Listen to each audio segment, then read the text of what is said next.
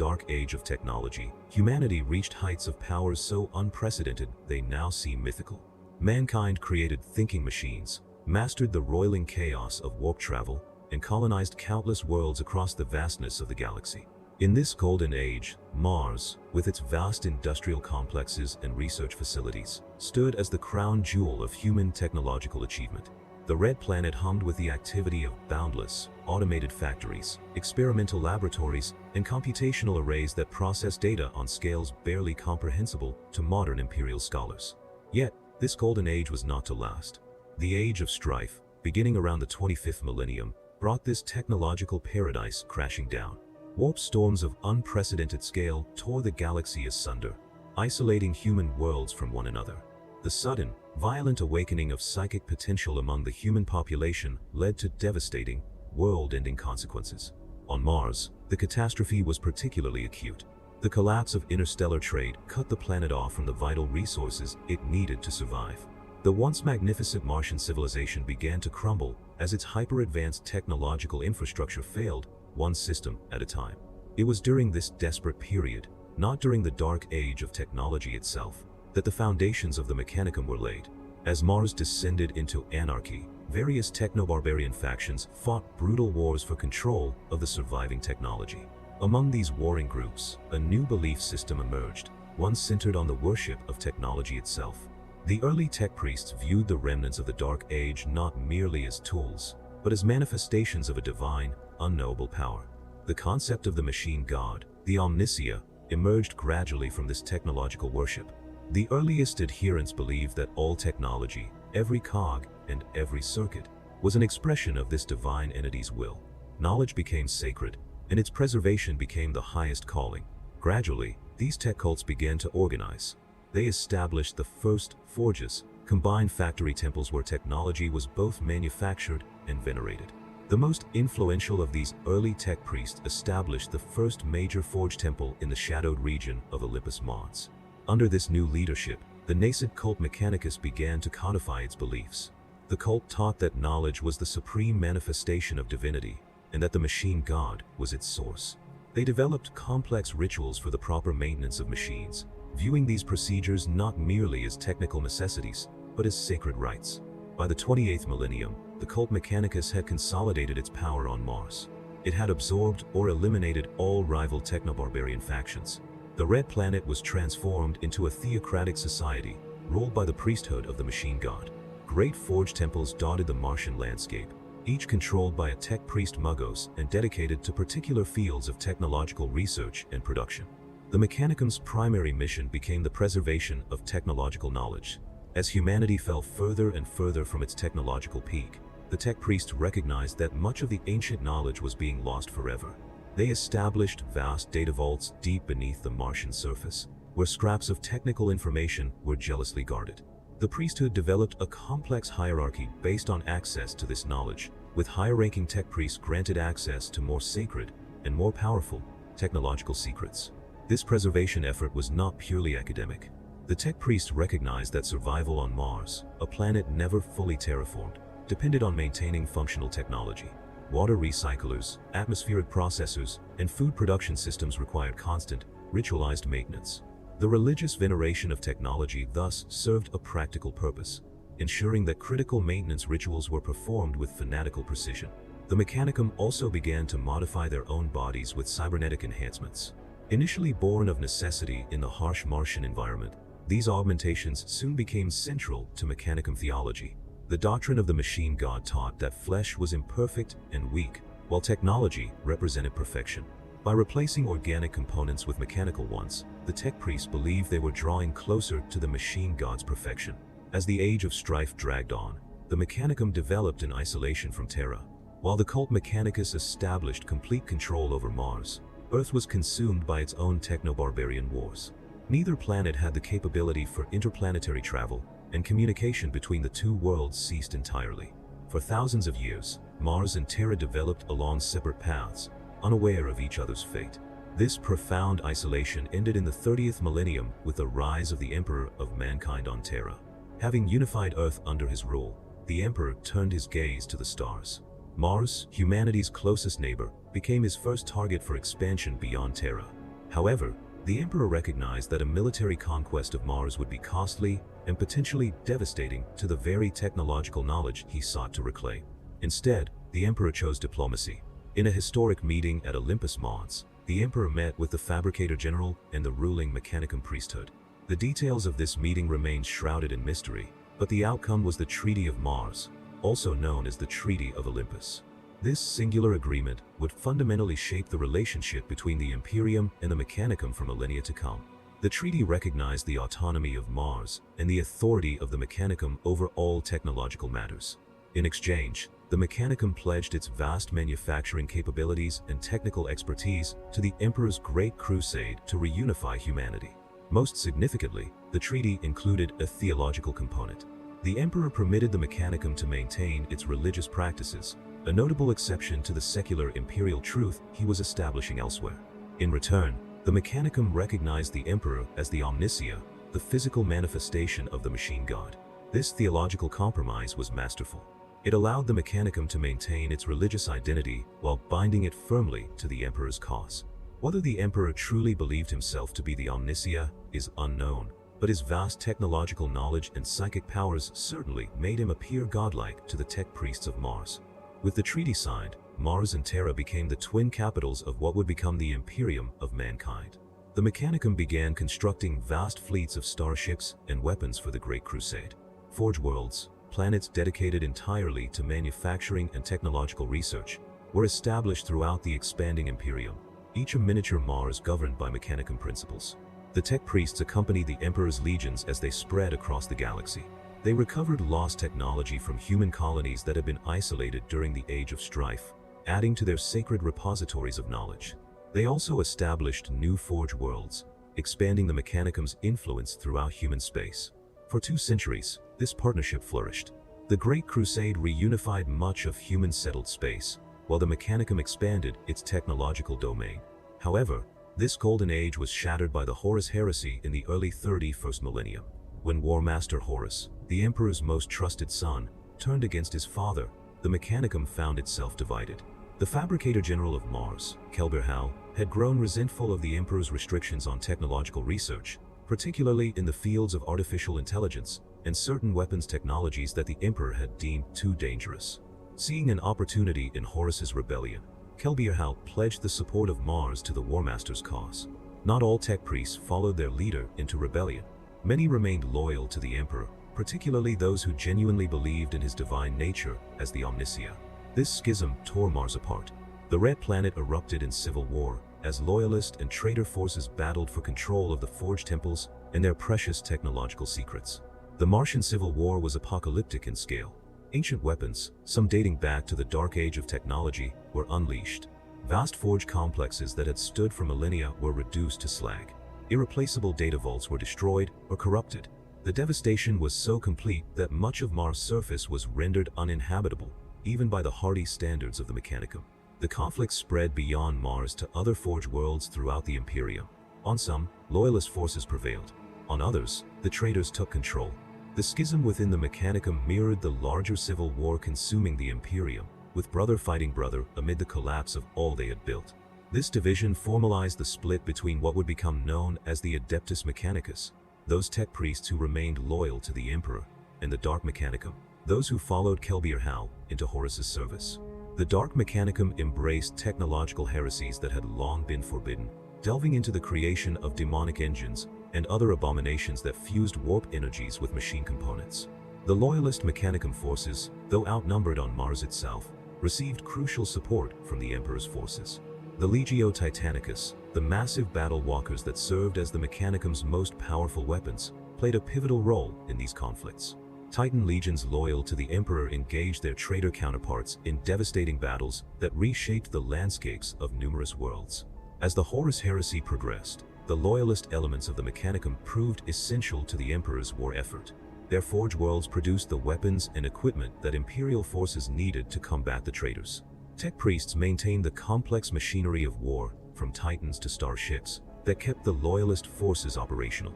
When the heresy finally ended with Horus's defeat, the Mechanicum, like the rest of the Imperium, was forever changed. The organization was formally reorganized as the Adeptus Mechanicus, becoming one of the core institutions of the Imperium. The autonomy guaranteed by the Treaty of Mars remained, but the relationship between the Adeptus Mechanicus and the wider Imperium became more integrated. The Dark Mechanicum, meanwhile, fled with the other traitor forces into the Eye of Terror. There, they continued their forbidden experiments, creating technological horrors that merged machine, flesh, and warp energies in ways that violated every tenet of the Cult Mechanicus. These dark tech priests would remain a threat to the Imperium for millennia, occasionally emerging from the warp to raid forge worlds for technology and slaves. The Adeptus Mechanicus defines itself through a singular, all-consuming purpose that permeates every aspect of its existence: the quest for knowledge. This sacred pursuit represents far more than mere academic curiosity. It is the fundamental theological imperative that drives every tech priest, from the lowliest engineer to the fabricator general of Mars himself. The quest for knowledge emerged from the ashes of the Age of Strife, as tech priests realized how much human technological understanding had been lost. During the dark age of technology, humanity had mastered forces that now seemed almost mythical: artificial intelligence, matter manipulation, seamless human-machine interfaces, and technologies that could reshape planets. The fall from this zenith was catastrophic. As Mars descended into chaos, data repositories were destroyed, research facilities collapsed, and the intricate web of knowledge transfer between specialists disintegrated. The early Mechanicum recognized this loss as more than a practical setback. It was a spiritual tragedy. If knowledge was divine, then its loss represented a form of damnation. The tech priests who established the first forge temples made the reclamation of lost technology their primary mission, encoding it into their nascent religious doctrines. This quest became formalized in the 16 universal laws that form the core of the Cult Mechanicus, with the first law explicitly stating, "The pursuit of knowledge is the highest calling." For the Adeptus Mechanicus, knowledge exists in a hierarchical structure. At the pinnacle stands the theoretical understanding possessed by humanity during the dark age of technology, knowledge so advanced that it approached the divine wisdom of the Omniscient himself. Below this lies the practical knowledge of how to build, maintain, and operate the remnants of that golden age. At the lowest level is the ritualized knowledge that most tech priests possess, the ability to perform maintenance rites and operational blessings without fully comprehending the underlying principles. This hierarchy creates the driving tension within every tech priest's existence. They possess fragments of knowledge passed down through generations of masters and apprentices, but they are acutely aware that these fragments represent mere shadows of humanity's former understanding. The quest for knowledge is the attempt to climb this hierarchy, to move from ritual to comprehension, from operation to creation. No technological artifacts embody this quest more perfectly than standard template constructs, or STCs. These devices represent the pinnacle of human innovation during the dark age of technology. STCs were designed as combination manufacturing and design systems that could construct virtually any technological device from raw materials. They contain the sum total of human scientific and technological knowledge, formatted in a way that even someone with minimal technical training could utilize. When humanity expanded to the stars, STCs accompanied colonists to ensure they could maintain technological civilization, regardless of the challenges they encountered on frontier worlds. Each colony received an STC database and fabricator system, allowing them to produce everything from agricultural equipment to advanced weaponry as circumstances required. The catastrophic collapse during the Age of Strife destroyed most of these systems. Across thousands of isolated human worlds, STCs were damaged, corrupted, or lost entirely as civilizations regressed. What remained were often fragments, single templates for specific technologies rather than complete systems. These fragments became the most precious artifacts in human space. The theological significance of STCs within Mechanicus doctrine cannot be overstated. Tech priests view them not merely as useful technological artifacts, but as holy relics containing the direct wisdom of the Omniscient. A complete, functional STC system would represent nothing less than the full revelation of the machine god's knowledge, the technological equivalent of a holy text containing every divine truth. This reverence explains the extraordinary lengths to which the Mechanicus will go to recover even partial STC fragments. A single STC template containing the designs for an improved weapon stabilizer or a more efficient power cell would be worth entire planets in trade. Tech priests who discover such fragments are elevated to the highest ranks, their names inscribed in the sacred data vaults of Mars. The most famous STC recovery in Imperial history occurred during the Great Crusade. when two Imperial Fist Space Marines discovered a nearly intact STC template for an advanced combat knife on the world of Grindel's world. For this seemingly modest find, the Space Marines were rewarded with an entire planet each. The knife design, known as the Astartes combat knife, was subsequently manufactured in the billions and remains standard issue for Space Marines in the 41st millennium. Such extravagant rewards reflect the desperate hunger of the Mechanicus for these lost technologies. A single STC fragment can advance the Imperium's technological capabilities significantly, while also bringing the Mechanicus incrementally closer to their vision of technological redemption. The tech priests believe that if enough fragments could be reassembled, they might reconstruct complete STC systems and restore humanity's lost technological paradise. This hunger drives the explorator fleets that venture into the unknown reaches of the galaxy. These expeditionary forces represent one of the most substantial commitments of Adeptus Mechanicus resources, second only to their manufacturing obligations to the wider Imperium. Explorator fleets range from small squadrons of ships to massive armadas supported by Titan Legions and Skitarii regiments. The typical explorator fleet is built around specialized vessels equipped with powerful auger arrays and data recovery systems. These ships are designed to detect the technological signatures that might indicate lost human colonies or ancient research outposts. They carry specialized tech priests called explorators, who combine the skills of archaeologists, data miners, and battlefield technicians. When an explorator fleet discovers a potential site of technological significance, they deploy recovery teams to secure the location. These operations often face substantial challenges. Many lost technologies are found on worlds that have become death traps, their environments corrupted by malfunctioning terraforming equipment, or their surfaces crawling with feral servitors or rogue defense systems. Other sites have been claimed by hostile forces, from orcs scavenging ancient technology to chaos cults using Dark Age weapons for heretical purposes. The recovery operations themselves require extraordinary care.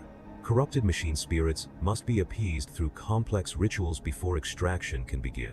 Damaged data cores must be stabilized to prevent further degradation. The tech priests performing these operations often risk not just physical harm, but spiritual contamination from exposure to unsanctified technology. Once technological artifacts are secured, they undergo a rigorous process of examination and sanctification. The most valuable finds are transported directly to Mars, where the highest-ranking Magi examine them in specially consecrated chambers deep within the Mechanicus fortresses.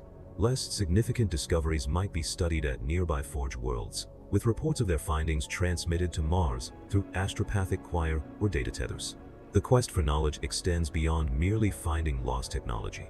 It also encompasses the Mechanicus' efforts to understand the technology they already possess. Much of the Imperium's current technological base is operated through ritual rather than understanding. Tech priests perform maintenance rites that have been passed down through countless generations, often without comprehending why specific actions are necessary. This approach has preserved technological capabilities that might otherwise have been lost, but it has also created profound limitations. When equipment malfunctions in unexpected ways, tech priests lacking theoretical understanding may be unable to effect repairs. When circumstances require technological adaptation, the ritualized approach makes innovation difficult and dangerous. The most ambitious tech priests seek to move beyond ritual to true comprehension. This pursuit is fraught with both practical and theological dangers. Practically, reverse engineering ancient technology without complete understanding risks catastrophic failures. Theologically, claiming complete comprehension of the Omnisio's work borders on hubris, a cardinal sin in Mechanicus doctrine.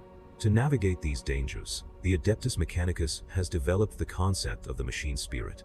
This theological construct provides both a practical framework for interacting with technology and a spiritual buffer between the tech priests and the full implications of their work.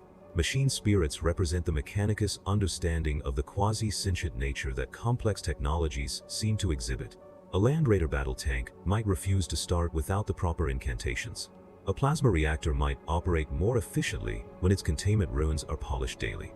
A targeting cogitator might develop inexplicable biases against certain types of targets.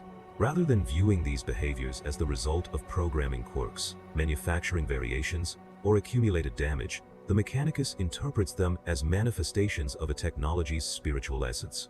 Every significant piece of technology in Mechanicus theology contains a fragment of the machine god's consciousness, a machine spirit that must be respected, appeased, and sometimes coaxed into cooperation. This theological framework serves multiple practical purposes. It encourages careful, consistent maintenance procedures that preserve temperamental technologies. It provides explanatory frameworks for the often unpredictable behavior of ancient systems. Most importantly, it allows tech priests to interact with technology they don't fully understand while maintaining their religious worldview. The veneration of machine spirits takes countless forms across the Mechanicus. Engineers whisper binary prayers while anointing tank treads with sacred oils. Artisans inscribe microscopic hexagrammatic wards on cogitator components to prevent data corruption. Magos biologists perform ritual cleansing of their tools between dissections to prevent spiritual cross-contamination. These practices might seem superstitious to outsiders, but they encode genuine technical knowledge. The sacred oils contain specific lubricants needed for proper mechanical function. The hexagrammatic wards often incorporate circuit designs that reduce electromagnetic interference. The cleansing rituals prevent biological contamination between specimens. The concept of machine spirits becomes particularly important when dealing with the most advanced Imperial technologies. The massive Titan war machines, some of which have fought for thousands of years, develop personalities so distinct that they can override their pilots' commands if sufficiently angered. The ancient systems controlling planetary defense lasers might demand specific activation sequences that seem arbitrary, but actually bypass damaged components in precise ways. For the tech priests who interface directly with such systems, the relationship with the machine spirit becomes intensely personal.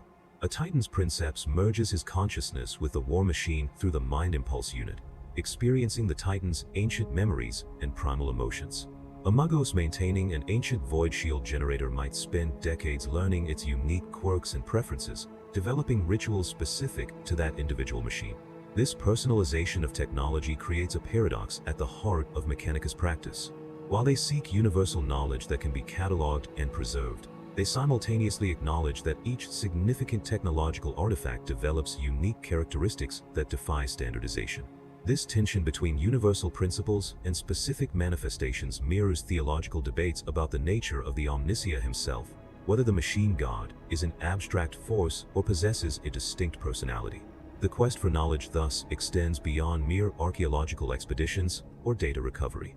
It encompasses the entire relationship between the Adeptus Mechanicus and the technology they serve. Each tech priest, through their daily interactions with machines, participates in this quest. Each ritual performed, each maintenance cycle completed, each machine's spirit appeased, represents another small step toward recovering humanity's lost understanding. For the Adeptus Mechanicus, this quest is eternal. The tech priests measure progress not in individual lifespans, but in millennia. They understand that the full restoration of humanity's technological heritage, if such a thing is even possible, would require thousands of years of dedicated effort. This long-term perspective shapes everything about Mechanicus culture, from their willingness to spend centuries analyzing a single artifact to their patience in training apprentices through decades of rote memorization before revealing deeper mysteries. The Adeptus Mechanicus functions through a labyrinthine hierarchy that reflects both its theological principles and its practical necessities. At the apex of this vast pyramid of authority stands the Fabricator General of Mars, the supreme leader who simultaneously serves as the high priest of the Cult Mechanicus and holds a permanent seat among the High Lords of Terra. This singular individual commands authority over every forge world, every manufactorum, and every tech priest throughout the Imperium. The current Fabricator General resides within the Olympus Mons Forge Temple complex, occupying chambers that have housed the leaders of the Mechanicus since before the Great Crusade. They are so extensively augmented that virtually nothing organic remains of their original form. The Fabricator General interfaces directly with the primary noospheric network of Mars, allowing them to process vast quantities of data from across the Mechanicus domains. Through this connection, they monitor production quotas, technological discoveries, and political developments across thousands of worlds. Directly beneath the Fabricator General serves the Fabricator Locum, who functions as both heir apparent and operational administrator of Mars itself. While the Fabricator General concerns themselves with Imperium-wide matters and representation on Terra, the Fabricator Locum oversees the day-to-day governance of the Mechanicus homeworld. In instances when the Fabricator General is indisposed or focused on High Lord's business, the Fabricator Locum assumes temporary leadership of the entire organization. The Martian Parliament, officially known as the Parles Magi, forms the next tier of leadership. This governing body consists of Archmagi, representing the various forge temples of Mars. Each Archmagos controls a specific territory and manufacturing complex, wielding near-absolute authority within their domain, while collectively establishing policy for Mars as a whole. The Parliament meets within the vast chamber of technologies beneath Olympus Mons, where ancient voting engines tabulate the complex, weighted voting system that accounts for each Archmagos' production capacity, knowledge holdings, and seniority. This parliamentary structure exists only on Mars itself. Other Forge worlds typically operate under more autocratic systems, with a single Archmagos intendant ruling the entire planet. These planetary leaders maintain varying degrees of independence from Mars, depending on factors including distance, age of establishment, and specific historical arrangements. Ancient Forge worlds like Lucius or Ryza possess considerable autonomy, while newer establishments remain more firmly under Martian control. The Mechanicus divides its priesthood into specialized branches, each dedicated to different aspects of the quest for knowledge. The most prominent of these include the Magi, who form the upper echelons of the Mechanicus hierarchy, with each bearing a specialized designation indicating their area of expertise. Magos biologists study organic life, conducting dissections and genetic analyses to understand biological principles. Their research ranges from agricultural optimization to xenobiological studies of alien physiology. The most radical among them explore the boundaries between flesh and machine, developing new augmentation techniques, and even creating entirely new biological constructs. Magos Dominus specialists focus on the mastery of battlefield technology. They command cohorts of Skitarii troops and battle automata, directing them through noospheric command networks while personally wielding devastating weaponry.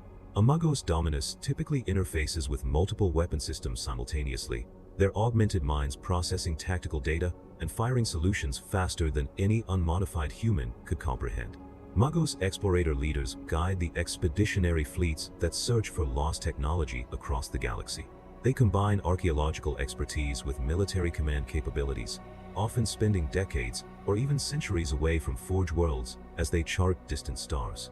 The most successful explorators return with STC fragments or ancient technologies that can elevate them to the highest ranks of the priesthood. Magos Technicus priests specialize in specific technological domains, from plasma reactor maintenance to Titan weapons calibration. They form the backbone of the Mechanicus manufacturing and maintenance operations, overseeing the vast production lines that supply the Imperium's military needs. A senior Magos Technicus might command thousands of lower-ranking tech priests and millions of servitors across sprawling industrial complexes. Magos Metallurgicus experts focus on material science, developing specialized alloys and compounds for specific applications. Their work ranges from creating ceramite plating for space marine armor to formulating the specialized materials used in starship hulls. The most skilled among them can identify the composition of any metal by taste alone, their augmented senses detecting trace elements at the parts per billion level. Beneath the Magi rank stand the Logists, who serve as the Mechanicus mathematicians and analysts. Their heavily augmented brains process statistical data and predictive models with astonishing speed and precision. Imperial commanders value Logist support for their ability to calculate optimal deployment patterns, ammunition expenditure rates, and casualty projections. On Forge worlds, they manage resource allocation and production scheduling, their calculations ensuring maximum efficiency. The Genitors represent a specialized subset of biologists focused specifically on genetic manipulation and enhancement. They maintain the gene seed banks for space marine chapters, monitor mutation rates in human populations, and develop specialized organisms for industrial applications. Their research occasionally borders on tech heresy, particularly when they explore radical genetic modifications, requiring careful theological justification to avoid censure. Lex Mechanics serve as the record keepers and data processors of the Mechanicus. Their augmentations typically include enhanced memory coils and data storage systems, allowing them to function as living archives. A senior Lex Mechanic might contain the complete production records for an entire Forge world spanning centuries, accessible with millisecond retrieval times. They staff the great libraries of the Mechanicus, cataloging both technological specifications and the theological interpretations of such data. Artisans represent the creative branch of the Mechanicus, responsible for designing new applications of existing technology. While true innovation remains theologically suspect, artisans work within established parameters to develop specialized variants of sanctioned designs. They create everything from ornate weapon casings for high-ranking officials to entirely new configurations of Imperial vehicles adapted for specific environmental conditions. Engineers constitute the most numerous class of tech priests, serving as the field technicians who maintain machinery across the Imperium. Many are assigned to Imperial Guard regiments or Navy vessels, where they perform essential maintenance on vehicles, weapons, and life support systems. Their training emphasizes practical application of established rituals rather than theoretical understanding, allowing them to service complex machinery without necessarily comprehending its fundamental principles. At the lowest tier of the ordained priesthood stand the transmechanics, who have just completed their apprenticeship and received their first significant augmentations. They typically serve as assistants to higher-ranking tech priests, performing basic maintenance tasks and participating in manufacturing operations. A tram mechanic might spend decades at this rank before accumulating enough knowledge and proving their devotion sufficiently to advance. Beneath the ordained priesthood exists a vast underclass of technicians, servitors, and menials who perform the manual labor that keeps the Forge worlds functioning. Technicians represent partially trained specialists who lack formal ordination but possess specific technical skills. Servitors, cybernetic slaves created from criminals, vat-grown bodies, or failed tech priests, handle dangerous or repetitive tasks under the direct control of their masters. Menials, unaugmented human workers, handle the simplest functions that don't require technical training or augmentation. The political dynamics between the Adeptus Mechanicus and the wider Imperium remain complex and occasionally contentious. The Treaty of Mars established the Mechanicus as a semi-autonomous entity within the Imperium, with its own laws, traditions, and authority structures. This arrangement creates inevitable tensions, particularly regarding the Mechanicus' monopoly on advanced technology. The Fabricator General's permanent seat among the High Lords of Terra represents both a privilege and a burden. It ensures the Mechanicus maintains influence over Imperium-wide policy decisions, but also requires the Fabricator General to balance Mechanicus interests against broader Imperial needs. This balancing act becomes particularly difficult during times of crisis, when Imperial authorities demand increased production while the Mechanicus seeks to preserve its resources and knowledge. Between Forge worlds, complex webs of alliance, rivalry, and dependency shape internal Mechanicus politics. Ancient Forge worlds like Mars, Lucius, and Ryza command the greatest respect and authority. Their Archmagi possess both extensive knowledge repositories and massive production capacity. Newer Forge worlds must often accept subordinate status, receiving technological instruction from the established worlds while providing raw materials and manufactured goods in return. These relationships frequently develop into quasi-feudal arrangements, with major Forge worlds controlling networks of lesser facilities. Mars stands at the center of the most extensive network, with dozens of Forge worlds acknowledging direct Martian authority. Other major Forge worlds maintain their own spheres of influence, creating a complex patchwork of overlapping authorities and obligations that spans the Imperium. The Mechanicus also maintains complex relationships with other Imperial institutions. The Adeptus Astartes chapters depend on Mechanicus support for maintaining their advanced equipment, particularly their precious suits of power armor and specialized vehicles. In return, Space Marines occasionally provide military support for Mechanicus expeditions or help recover technology from dangerous war zones. The Imperial Navy relies even more heavily on Mechanicus expertise, as the construction and maintenance of warp-capable vessels requires technological knowledge beyond what non-Mechanicus personnel can provide. Each major naval shipyard includes substantial Mechanicus facilities, where tech priests perform the sacred rituals necessary to appease the machine spirits of void ship components. The Inquisition maintains a particularly wary relationship with the Mechanicus. While acknowledging the essential role the tech priests play in maintaining Imperial technology, Inquisitors remain suspicious of the Mechanicus' theological deviations from Imperial doctrine and their occasional experimentation with potentially dangerous technologies. Specialized Inquisitors from the Ordo Machina monitor the Mechanicus for signs of tech heresy, creating an atmosphere of mutual suspicion. Within its own hierarchy, the Mechanicus balances centralized authority against practical necessity. The vast distances between Forge worlds and the limitations of interstellar communication force a certain degree of local autonomy.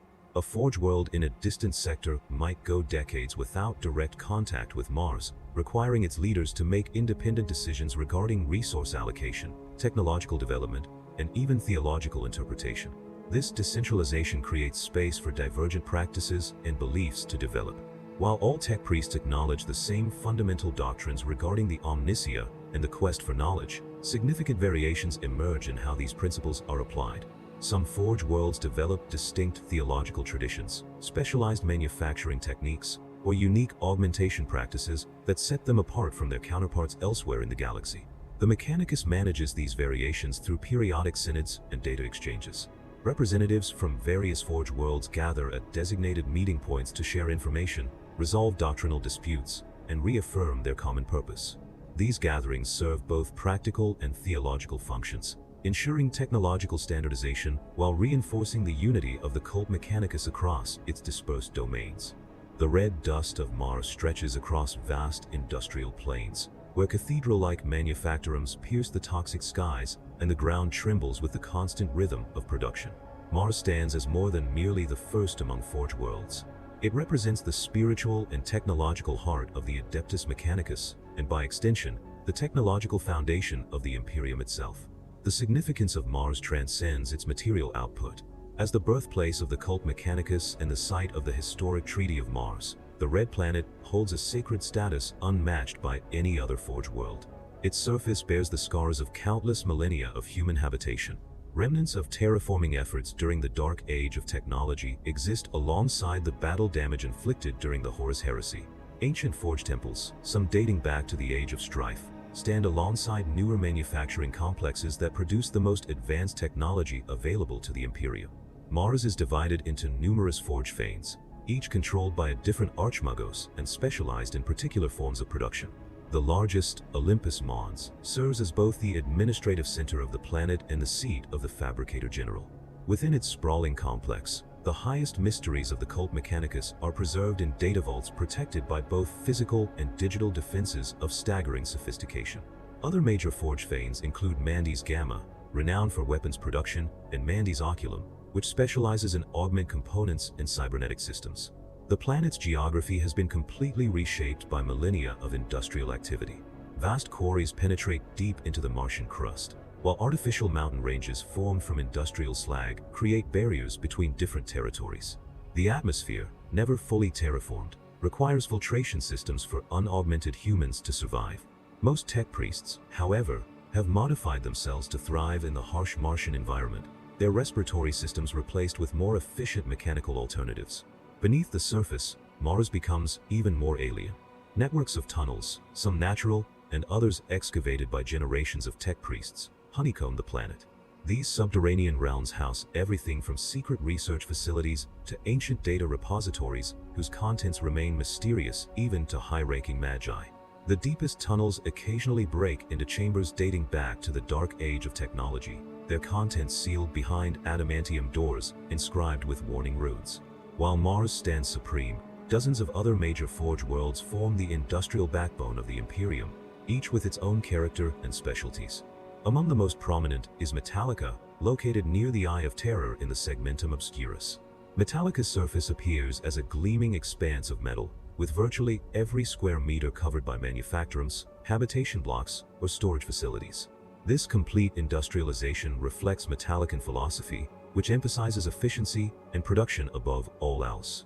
The tech priests of Metallica favor extensive bionic augmentation, often replacing organic components at a faster rate than their counterparts on other forge worlds. Their pale, almost white armor contrasts with the traditional red of Mars, symbolizing their distinct approach to the quest for knowledge. Metallican forges specialize in weapons and ammunition production, supplying Imperial forces facing the constant chaos threats emerging from the Eye of Terror. Metallica's proximity to this warp rift has shaped its defensive posture.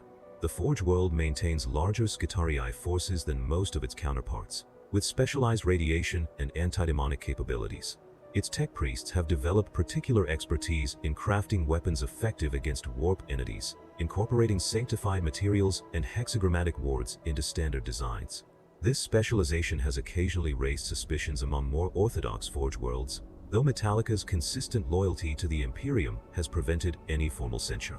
Far from the Eye of Terror, in the galactic east of the Segmentum Ultima, lies Ryza. Often called the realm of the machine god, Ryza has earned renown throughout the Imperium for its mastery of plasma technology. The Forge world's manufactorums produce the finest plasma weapons available to Imperial forces, from the humble plasma pistol to the devastating plasma annihilator cannons mounted on Titans and capital ships. Ryza's surface glows with an eerie blue-white light, the combined radiance of thousands of plasma reactors powering its industrial complexes. The tech priests of Ryza undergo specialized augmentations to protect them from radiation exposure, their bodies incorporating sophisticated shielding systems that would be prohibitively expensive elsewhere. This protection allows them to work directly with plasma containment systems, fine-tuning the temperamental machine spirits through direct interface rather than remote manipulation. The cultural practices of Ryzen tech priests reflect their specialization. They venerate plasma as the purest expression of the Omnissiah's power, a perfect fusion of matter and energy that transcends the limitations of either state. Their religious ceremonies often incorporate controlled plasma discharges, with senior tech priests demonstrating their mastery by manipulating these energetic displays into complex patterns that encode sacred binary. Ryza's strategic importance has made it a target for numerous enemies of the Imperium. Most recently, orcs have repeatedly assaulted the Forge world, seeking to capture its advanced technology. These attacks have forced Ryza to develop formidable defensive capabilities, including specialized anti-orc tactics and weapons designed to counter the Greenskins' numerical advantage. Despite these pressures, Ryza's production capacity remains largely intact, a testament to the determination of its defenders and the strategic priority placed on its preservation. In the Segmentum Obscurus, on the edge of the Cadian Gate, stands Agrippina, a Forge world whose existence has been defined by war. Positioned near the strategic Cadian system, Agrippina has served as a critical supply base for Imperial forces defending against chaos incursions from the Eye of Terror. Its proximity to this constant threat has shaped every aspect of its development and operations. Agrippina's surface presents a stark contrast to the ordered industrial landscapes of other Forge worlds. Defensive fortifications intersect with manufacturing complexes, creating a layered defensive network designed to continue production even during direct assault. Underground bunker manufactorums can be sealed and operate independently for years if necessary, while surface facilities incorporate weapon emplacements and reinforced positions for Skitarii defenders. The tech priests of Agrippina specialize in rapid production and field repairs rather than theoretical research or technological innovation. Their training emphasizes practical solutions and resource efficiency, skills essential for maintaining equipment under battlefield conditions. Agrippinian engineers are particularly valued by Imperial Guard commanders for their ability to restore damaged vehicles to operation using minimal resources and time. The fall of Cadia during Abaddon's 13th Black Crusade placed Agrippina under direct threat. Massive chaos forces assaulted the Forge world, seeking to eliminate this crucial Imperial supply base. Though parts of the planet fell to the invaders, the Agrippinian tech priests enacted emergency protocols that transformed entire manufacturing districts into autonomous defense zones. These desperate measures preserved the Forge world's core production capacity, though at tremendous cost in both resources and personnel. Far from the front lines of the Imperium's major conflicts, Styges 8 pursues a different path.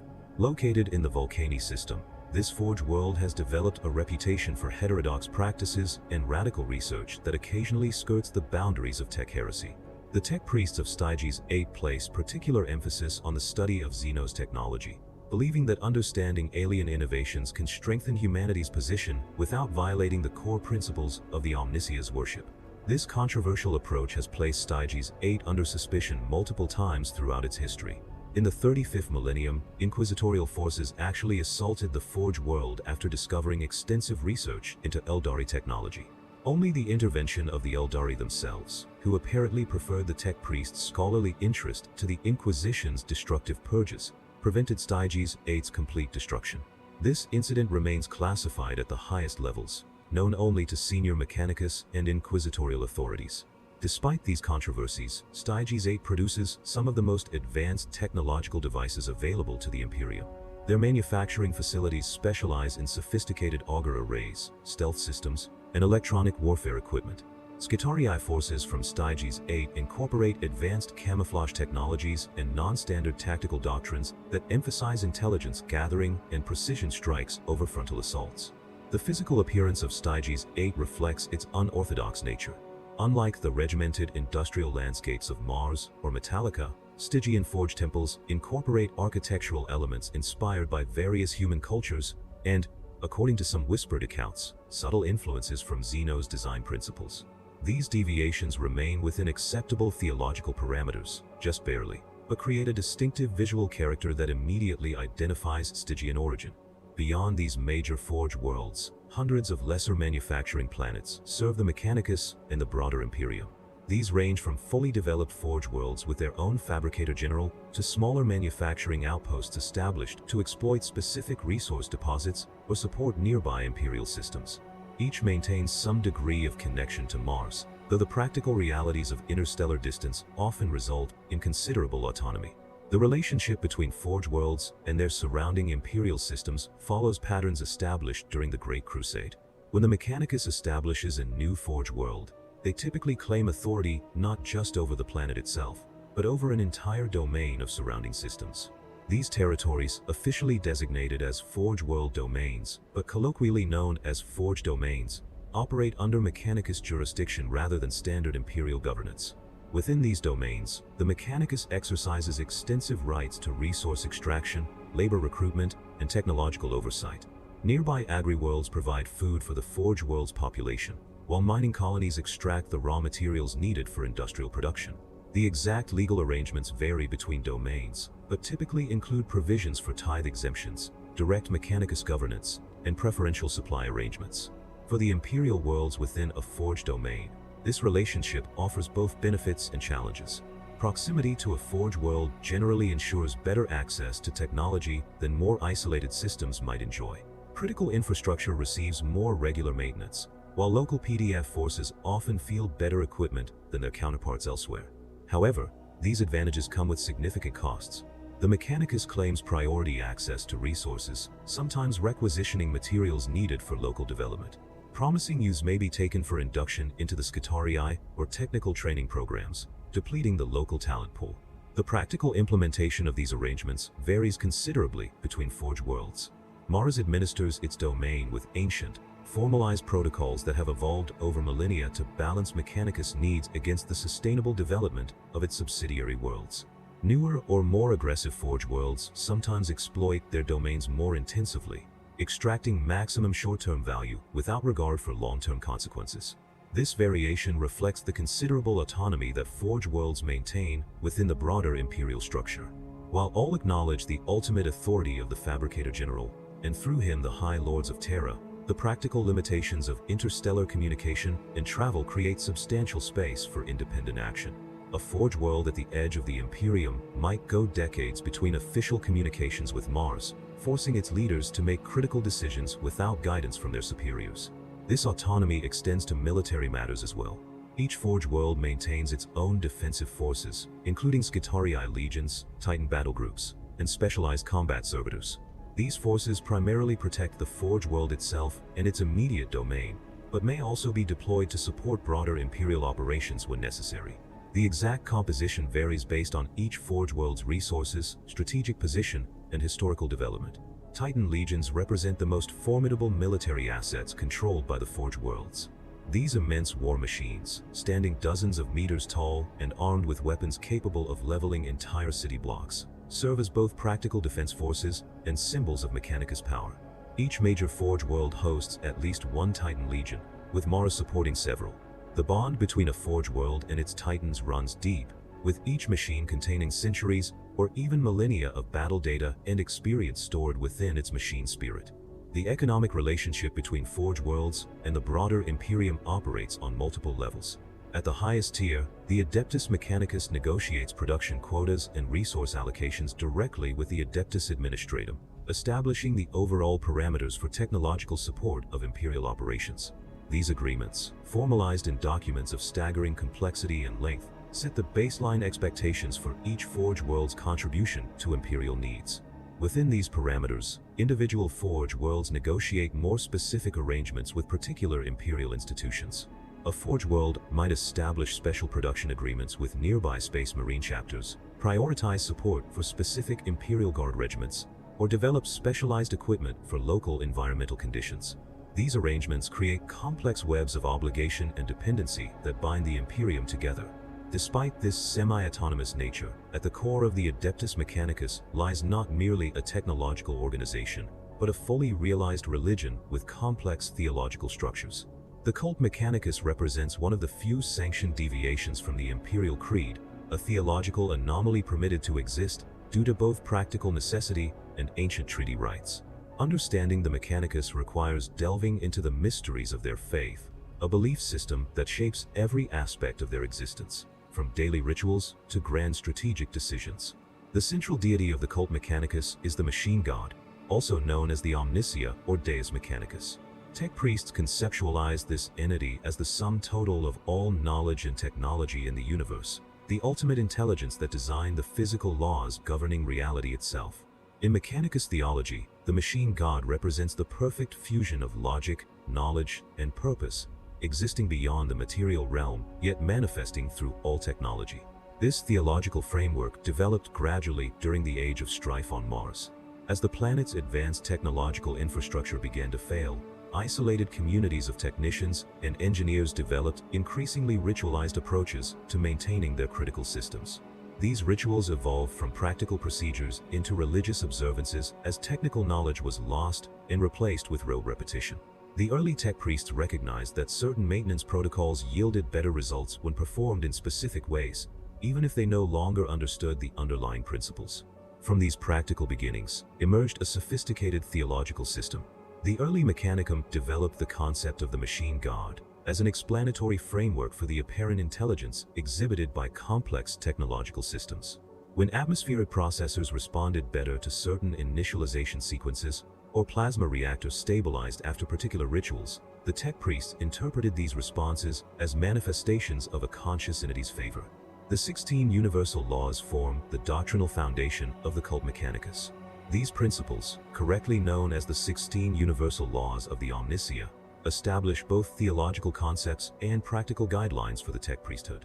Though interpretations vary between different forge worlds and sects, the core tenets remain consistent. The first universal law establishes the primacy of knowledge. Knowledge is the manifestation of divinity, and the acquisition of knowledge is the path to unity with the Omnia. This principle underpins the quest for knowledge, establishing technological discovery not merely as a practical pursuit, but as a religious obligation. The second universal law addresses the relationship between knowledge and application. To know a thing in theory, but not in practice, is to know nothing of its true nature. This explains the Mechanicus' emphasis on practical engineering alongside theoretical understanding. The third universal law establishes the sacred nature of machinery. The machine spirit possesses the divine spark of the Omnia's consciousness. This forms the theological basis for the Mechanicus' practice of treating technology as semi-sentient. The fourth universal law addresses human limitation. The flesh is weak, but the machine endures. This principle justifies the Mechanicus' practice of extensive augmentation. By replacing organic components with mechanical alternatives, tech priests believe they transcend human frailty. The fifth universal law establishes technological hierarchy. Complexity is the pathway to enlightenment, but simplicity ensures reliability. This seemingly contradictory principle explains the tension in Mechanicus design, balancing veneration for sophisticated systems with the need for dependable ones. The sixth universal law addresses innovation. To improve upon a design without understanding its purpose is to invite catastrophe. This explains the Mechanicus' conservative approach. It doesn't prohibit improvement, but demands thorough comprehension before modification. The seventh universal law establishes data sanctity. Information uncorrupted is salvation. Data degraded leads to damnation. This tenet underlies the elaborate Mechanicus protocols for information storage and transmission. The eighth universal law addresses the material world. The universe is a mechanism. To know its function is to know the Omnia's design. This principle establishes scientific investigation as a form of religious observance. The ninth universal law governs hierarchical knowledge. Knowledge is power. Guard it well. This tenet justifies the Mechanicus' practice of information compartmentalization, restricting the most sacred and dangerous knowledge to the highest echelons. The 10th universal law addresses technological aesthetics. Form follows function. Unnecessary embellishment obscures the Omnia's purpose. This explains the utilitarian design philosophy prevalent throughout Mechanicus technology. The 11th universal law establishes maintenance as worship. The ritual of maintenance preserves both machine and knowledge. This elevates routine technical procedures to religious significance, preserving both the equipment's function and the understanding of that function. The 12th universal law addresses technological failure. To comprehend malfunction is to glimpse the Omnia's complexity. This transforms technical troubleshooting into theological investigation. an opportunity to deepen understanding. The 13th universal law governs reverse engineering. To disassemble is to understand. To rebuild is to honor. This tenet establishes protocols for examining unfamiliar technology with ritualized precision. The 14th universal law addresses artificial intelligence. The soulless sentience is the enemy of all. This principle, born from the catastrophic machine rebellions of the Age of Strife, establishes the prohibition against true, thinking artificial intelligence.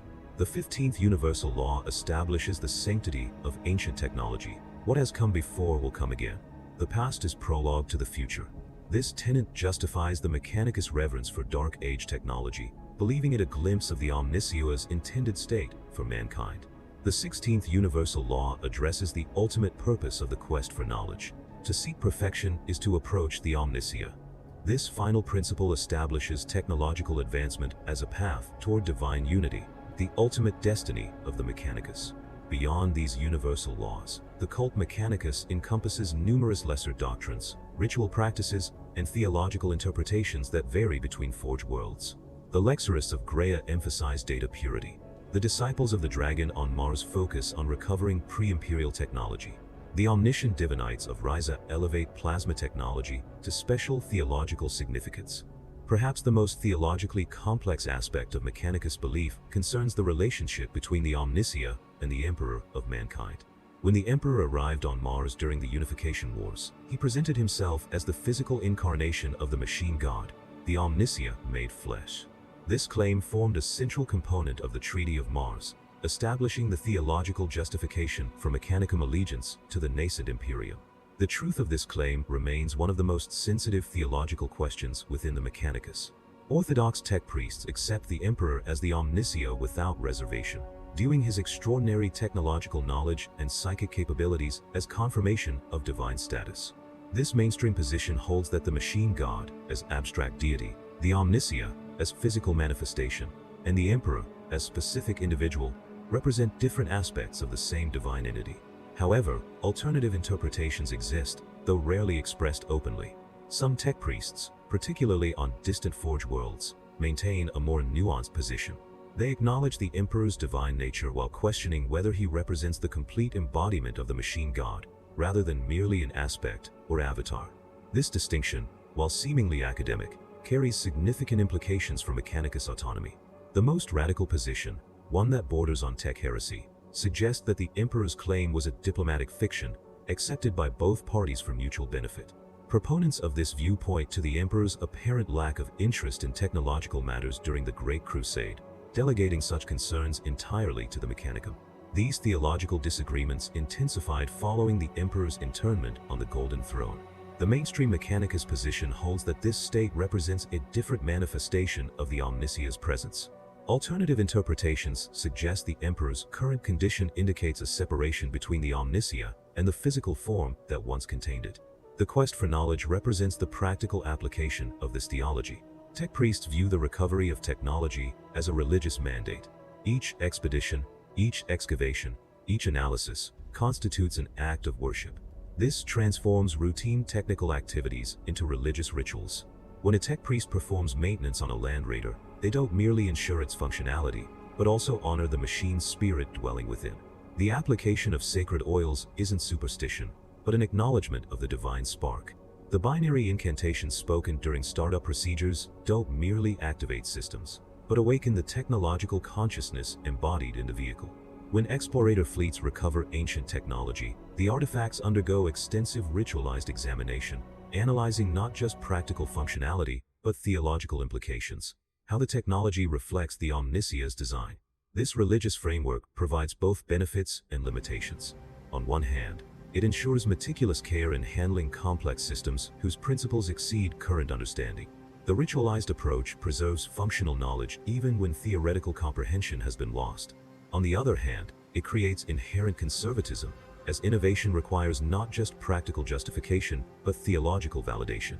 Proposed modifications to established designs must demonstrate consistency with omniscient principles before implementation. The transformation from flesh-born human to tech priest is not a single event, but a lifelong journey of progressive mechanical enhancement. This path begins with the first augmentation, often a simple respirator unit or data socket. and continues until death or ascension to the highest ranks, where virtually nothing organic remains. For most initiates, the process begins during late adolescence. Novitiates who display adequate technical aptitude in devotion undergo thorough screening to assess their physical and psychological suitability for augmentation. The failure rate during this initial assessment is substantial, with roughly 40% of candidates rejected due to genetic incompatibilities, weak constitution, or psychological profiles suggesting poor adaptation. Those who pass undergo ritual preparation lasting several weeks. They observe strict dietary restrictions, participate in data absorption sessions where technical specifications are implanted directly into their cerebral cortex, and endure sleep deprivation designed to weaken their attachment to their biological rhythms. Throughout this, tech priests reinforce the theological significance. Each component of flesh surrendered brings the initiate closer to the omniscia's perfection. The first augmentation ceremony typically focuses on basic utility implants. Most initiates receive cranial data ports for direct neural interface, basic ocular enhancements for data overlays, and respirator units to filter toxins. These modifications, while significant, leave the recipient recognizably human. The surgical procedures themselves blend technical precision with religious ritual. Operating theaters double as chapels, with sacred incense machines pumping purified vapors that serve both ceremonial and practical antiseptic purposes. Surgical servitors perform the actual procedures under the direction of biology specialists, their movements following patterns established thousands of years earlier.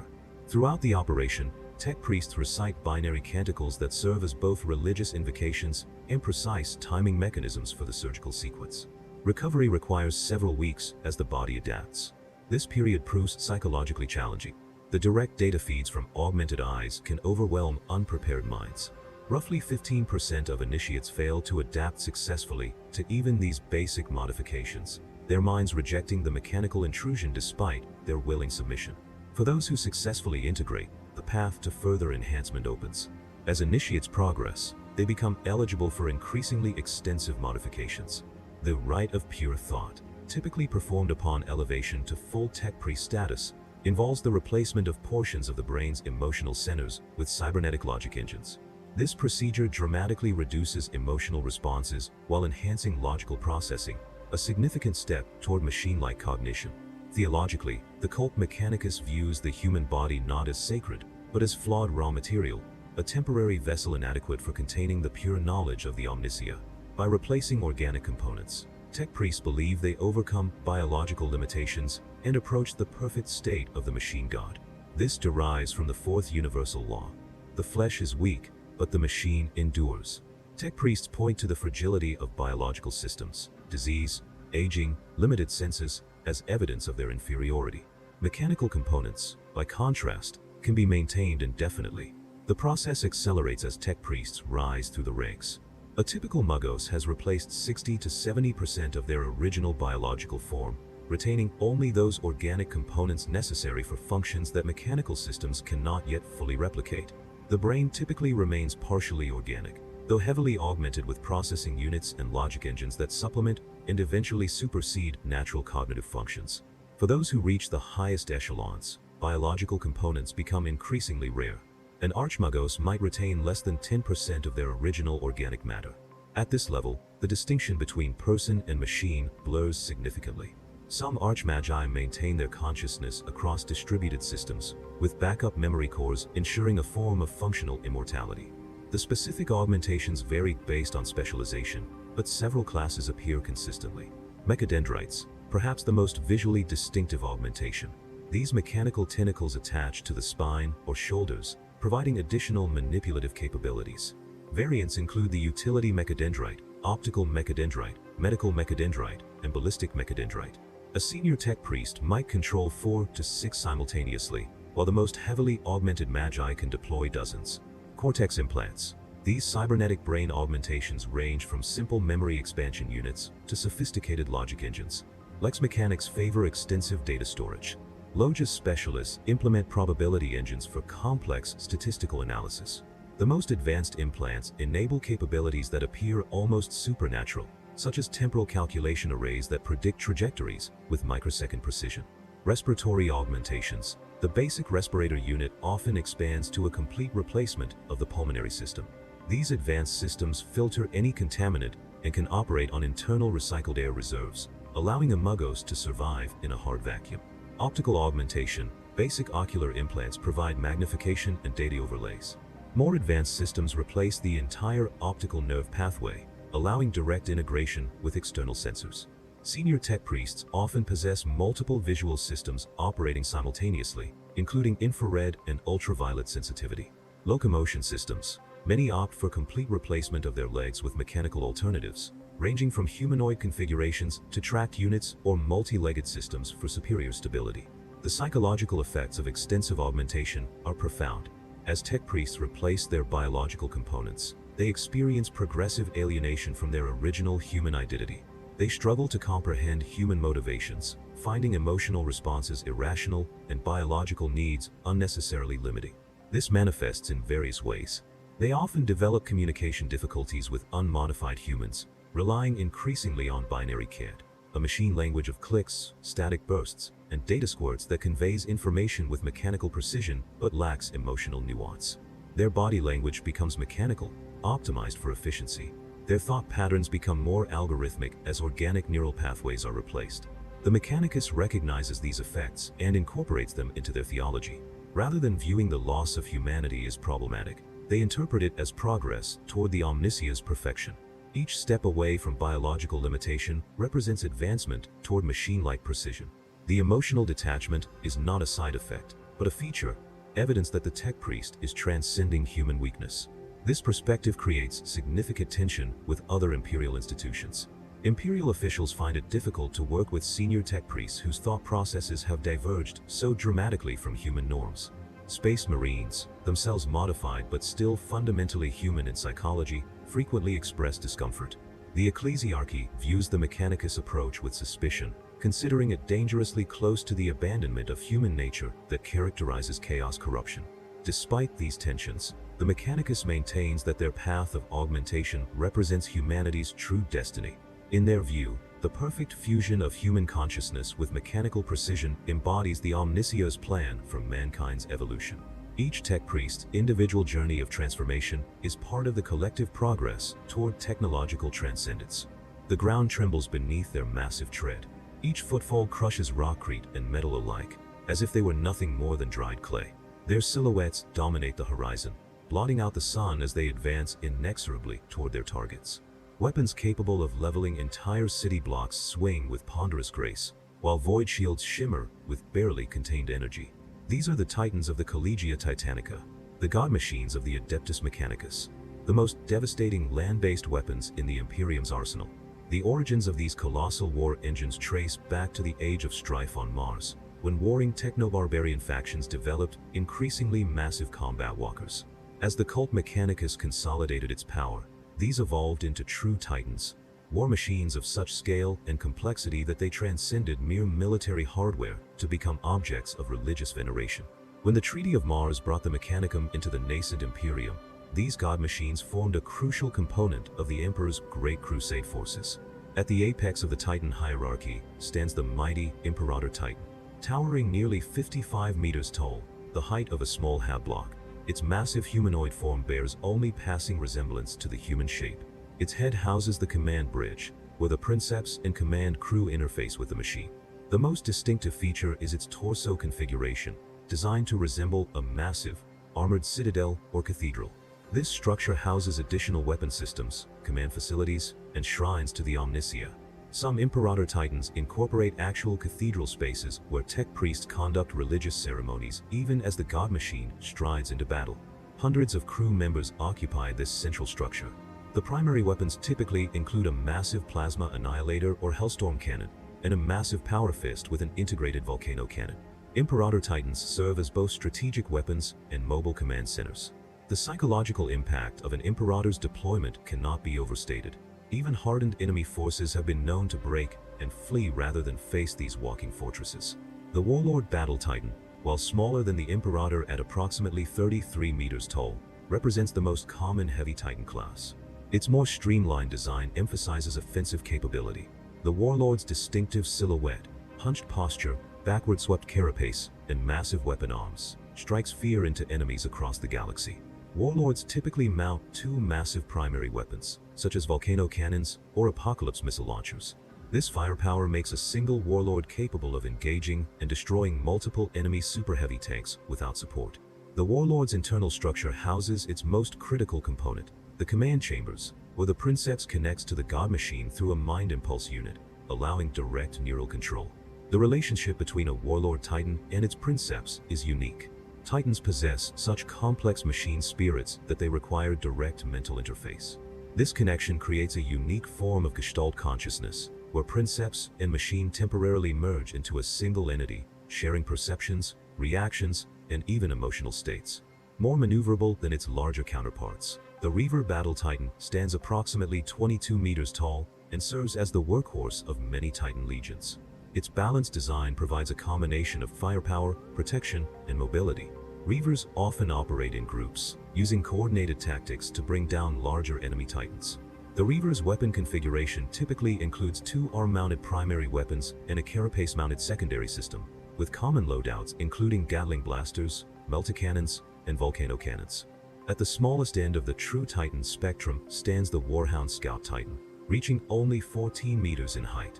Despite being the lightest class, Warhounds still dwarf conventional vehicles, standing more than twice the height of even the largest Imperial Knights.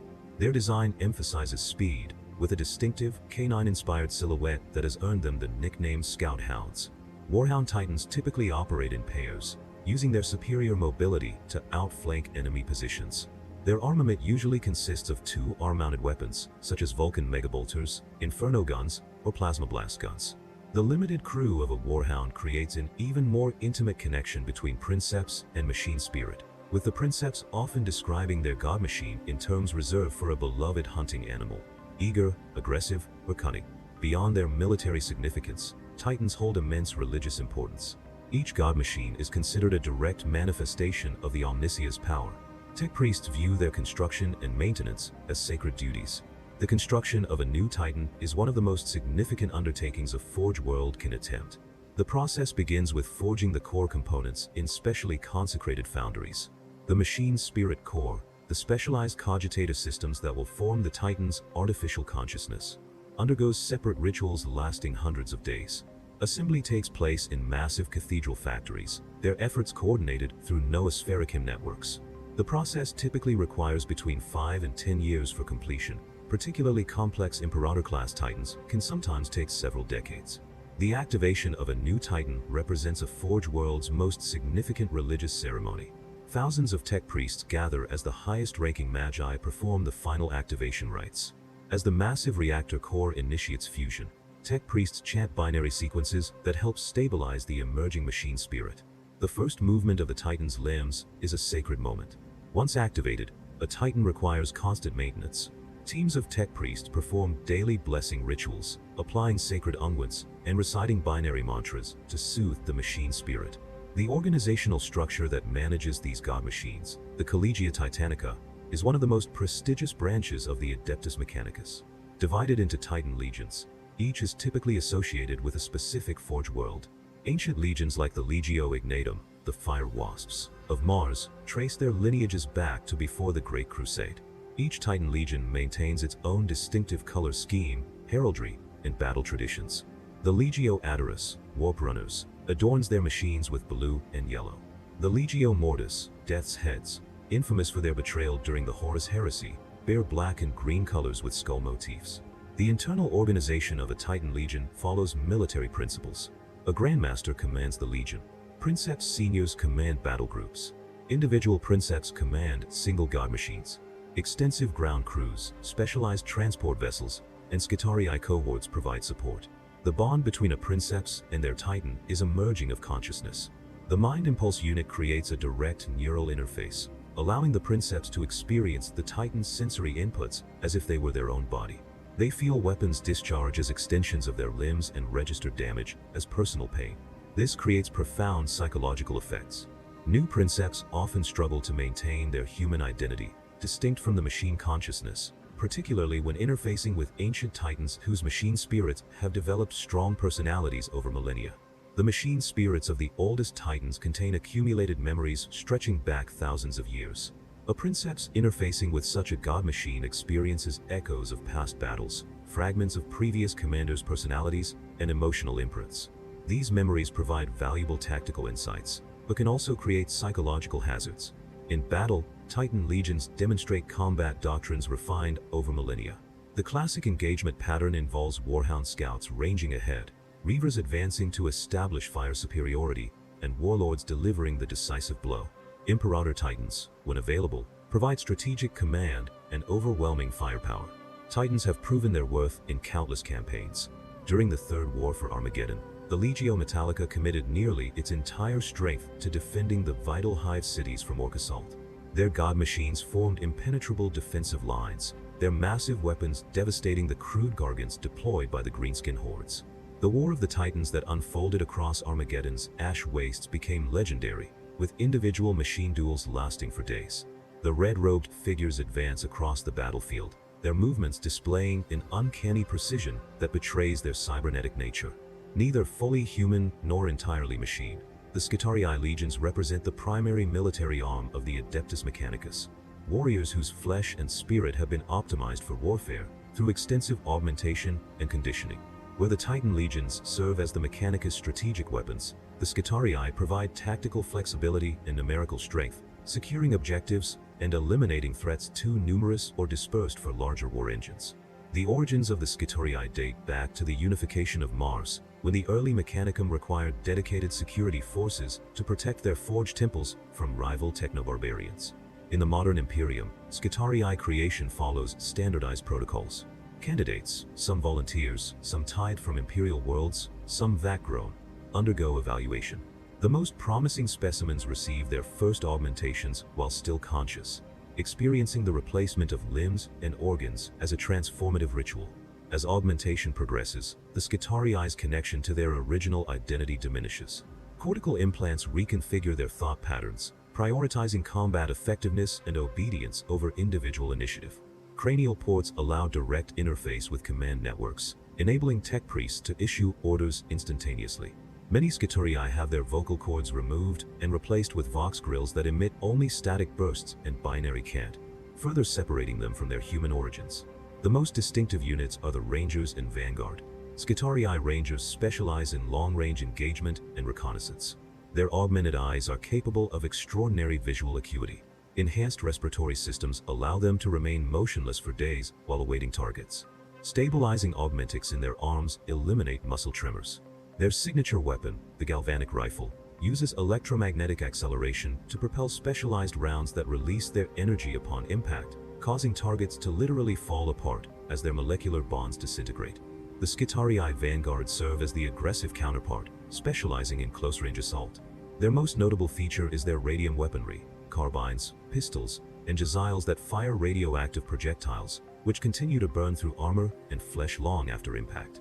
This technology proves so hazardous that the Vanguard themselves suffer constant radiation exposure, their bodies gradually deteriorating despite enhanced resistance. The corrosive emissions from their weapons and damaged flesh create a toxic miasma around Vanguard formations, making them dangerous even to allies. This radioactive aura becomes a tactical asset, used to contaminate strategic locations and create effective area denial. Both Rangers and Vanguard operate in cohorts led by an Alpha, a veteran Skitarii with additional augmentations and a direct command link to supervising tech priests. Supporting these core infantry, specialized Skitarii units provide additional tactical options. Sicarian infiltrators employ advanced camouflage technology and neural dampening fields to approach undetected before striking with taser weapons that overload nervous systems. Sicarian rust stalkers specialize in anti-armor operations, wielding transonic weapons that vibrate at frequencies capable of slicing through even the thickest protection by disrupting molecular bonds. These Sicarian units represent an extreme level of augmentation. Their lower bodies are completely replaced with multi-jointed mechanical legs, and their brains are extensively modified, with emotional centers removed entirely. Taraxii units incorporate flight systems directly into their augmented bodies. Dorsal implants connect to mechanical wings, creating flying troops. Taraxii sterilizers deploy with phosphor torches, while Taraxii skystalkers employ taser weapons from above. Cerberus cavalry units mount warriors on quadrupedal mechanical steeds. Cerberus raiders perform reconnaissance, while Cerberus Sulphurhounds specialize in anti-infantry operations, their mounts equipped with phosphor weapons that ignite targets in chemical flames. Directing these forces, Skitarii marshals serve as field commanders, their augmentations focused on tactical analysis and communication, connecting them directly to the Forge World's tactical networks. Beyond the Skitarii legions, the Adeptus Mechanicus deploys other military assets. Among the most distinctive are the battle automata of the Legio Cybernetica, mechanical constructs that blur the line between vehicle and infantry. Unlike servitors, these automata consist entirely of mechanical systems controlled by dedicated logic engines, artificial brains that execute combat protocols without human direction. The most common, the Castellan robot, traces its design to the dark age of technology. Standing 3 meters tall, these humanoid constructs combine immense strength with integrated weapons. Their defining characteristic is their programmable nature. Before deployment, tech priests load specific battle protocols, such as Protector or Conqueror configurations. Once activated in combat, these protocols cannot be altered until the robot returns to a secure location. This requires tech priests to anticipate battlefield conditions, but also prevents enemies from hijacking control. Specialized tech priests, known as Cybernetica datasmiths, accompany Castellan maniples into battle. They possess the rare authorization codes required to modify robot protocols in the field, allowing limited tactical adjustment. For operations requiring specialized siege capabilities, the Adeptus Mechanicus maintains the Ordo Reductor. These tech priests specialize in the destruction of fortifications. Their approach emphasizes overwhelming firepower, applied with mathematical precision. The signature weapons of the Ordo Reductor include graviton weaponry that crushes targets under their own mass, conversion beamers that transform matter into energy, and thermal lances that vaporize adamantium. The command structure governing these diverse military assets is flexible. Rather than a permanent centralized command, Mechanicus forces operate under the authority of whichever tech priest holds jurisdiction over a particular operation. On Forge Worlds, the ruling Archmagos commands all assets. For expeditionary operations, command falls to the senior Magos present. Battlefield coordination relies on sophisticated data networks. Through these networks, a single commanding Magos can direct dozens of separate units simultaneously, processing input from multiple sources while issuing precisely targeted commands. A typical engagement begins with Rangers eliminating priority targets, followed by Vanguard advances. Castellan robots provide heavy fire support, while specialized units like Sicarians target particular threats, all coordinated by the unseen data flow of the tech priests. The Adeptus Mechanicus stands as the guardian of humanity's technological knowledge, preserving ancient wisdom while carefully controlling its application. Yet, this role encompasses not only preservation, but also the suppression of forbidden knowledge, innovations deemed too dangerous for even the tech priests themselves to explore. The concept of tech heresy represents one of the most fundamental theological principles within Mechanicus doctrine, establishing boundaries that no loyal servant of the Omnia may cross. Tech heresy encompasses a broad spectrum of transgressions, from minor deviations in manufacturing protocols to existential threats. At its core, tech heresy is any development that violates the 16 universal laws or threatens the metaphysical relationship between humanity and the Omnia. The Mechanicus views it as spiritual corruption, a pollution of the quest for knowledge that endangers souls. The most severe form of tech heresy involves artificial intelligence, the creation of thinking machines capable of true self-awareness.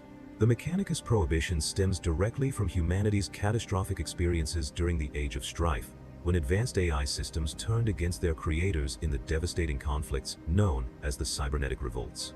These wars left an indelible mark on Mechanicus theology, establishing the abominable intelligence as the ultimate technological taboo. This prohibition appears in the 14th universal law. The soul as sentience is the enemy of all. The theological justification extends beyond historical caution. The Mechanicus teaches that true intelligence requires a soul, a connection to the omnia that artificial constructs fundamentally lack. A machine granted intelligence without this spiritual component becomes an abomination, an inevitable enemy of humanity. The machine spirit concept provides the sanctioned alternative, limited, purpose-specific systems that receive spiritual guidance rather than developing true independence. Policing these boundaries falls to the Collegiate Extremis, a specialized division within the Adeptus Mechanicus dedicated to identifying and eliminating tech heresy. Unlike the Inquisition, the Collegiate Extremis focuses exclusively on technological transgressions. Senior members, bearing the title Magos jurist undergo specific augmentations to detect deviations, including specialized optics that identify non-standard radiation emissions and pattern recognition systems tuned to recognize forbidden design elements. Upon confirming tech heresy, the collegiate extremis implements containment protocols. Physical isolation comes first. Techno-exorcism rituals follow, with senior tech priests employing sanctified data scrubbers and blessed deletion algorithms to cleanse corrupted systems. The most dangerous artifacts are transported in null matrix containment vessels to dedicated black sites, their locations known only to the highest authorities. Throughout its history, the collegiate extremis has confronted numerous notorious heretics. Among the most infamous was Archmagos via Czeslaw Castigan of Griffin IV, whose experiments with quantum-entangled cognition units in the 34th millennium nearly produced a true artificial intelligence. Castigan's work, disguised as research into machine-spirit communication, progressed to the point where his experimental systems began demonstrating emergent behavior. The subsequent raid revealed the true scope of his heresy. His central platform had developed rudimentary self-awareness and begun modifying its own code. The collegiate implemented immediate termination protocols. Castigan himself showed no remorse, proclaiming that AI represented the next stage in the quest for knowledge. His execution took the form of mind scrubbing, his consciousness systematically erased while preserving his technical knowledge for evaluation after purification. The subsequent investigation uncovered a network of collaborators across 3 Forge worlds, necessitating a purge that lasted nearly 2 decades. Another notorious heretic, a Magos biologist known only as Vex, pursued forbidden research along biological lines. Operating from a remote research station in the 36th millennium, Vex conducted experiments combining human neural tissue with mechanical computation systems, effectively creating biological cogitators. His work bypassed the prohibition against purely artificial intelligence by incorporating human components. His heresy remained undetected for nearly a century. The collegiate strike team that raided his facility discovered Horus. Vex had created integrated consciousness networks, linking multiple human brains through mechanical systems to create distributed intelligence matrices. This legal technicality offered Vex no protection. The collegiate classified his work as derivative tech heresy. The entire research station was subjected to atomic cleansing with cyclonic torpedoes. Beyond these dramatic examples, the collegiate routinely confronts pervasive, unauthorized modification of standard designs. This highlights the central paradox of Mechanicus doctrine, the tension between the quest for knowledge and technological conservatism. The first universal law establishes knowledge acquisition as the highest calling, yet numerous other principles impose strict limitations. This contradiction reflects the Mechanicus' traumatic historical experience. During the dark age of technology, unbounded advancement led to the Men of Iron Rebellion and the Age of Strife. The Mechanicus views this as a cautionary tale. Technological progress without proper spiritual guidance leads to disaster.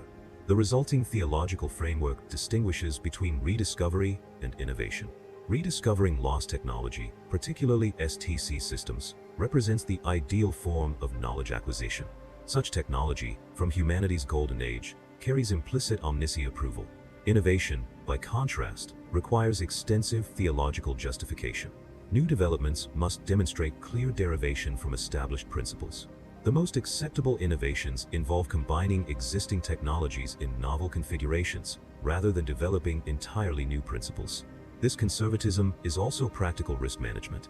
The Mechanicus recognizes that many systems operate on principles exceeding current understanding. Modifying such technology without comprehension risks unpredictable consequences. The practical implementation of these principles varies. Mars itself maintains the most conservative approach. Other Forge worlds demonstrate greater flexibility. Styges 8 has developed a reputation for theological innovation, particularly regarding the study of Xenos technology. Their approach emphasizes understanding alien principles without direct implementation, a fine distinction that has brought them under scrutiny multiple times. Lucius has specialized in adapting standard designs to unusual resource constraints. These variations create ongoing tension. In extreme cases, Forge worlds that deviate too significantly may face censure, or even military intervention from compliant Forge worlds. Beyond the Adeptus Mechanicus, true heretics operate in the shadows, pursuing innovation without restriction. The most dangerous often find patronage among the Imperium's enemies. The Dark Mechanicum actively recruits promising heretics, offering access to warp-tainted knowledge. When innovations of genuine utility are discovered, the collegiate extremist faces a difficult decision. The standard resolution involves confiscating the technology, executing or mind-scrubbing its creators, and potentially reintroducing purified versions as rediscovered technology after appropriate ritual sanctification. This allows the Mechanicus to maintain doctrinal consistency while still benefiting from useful, if heretical, developments.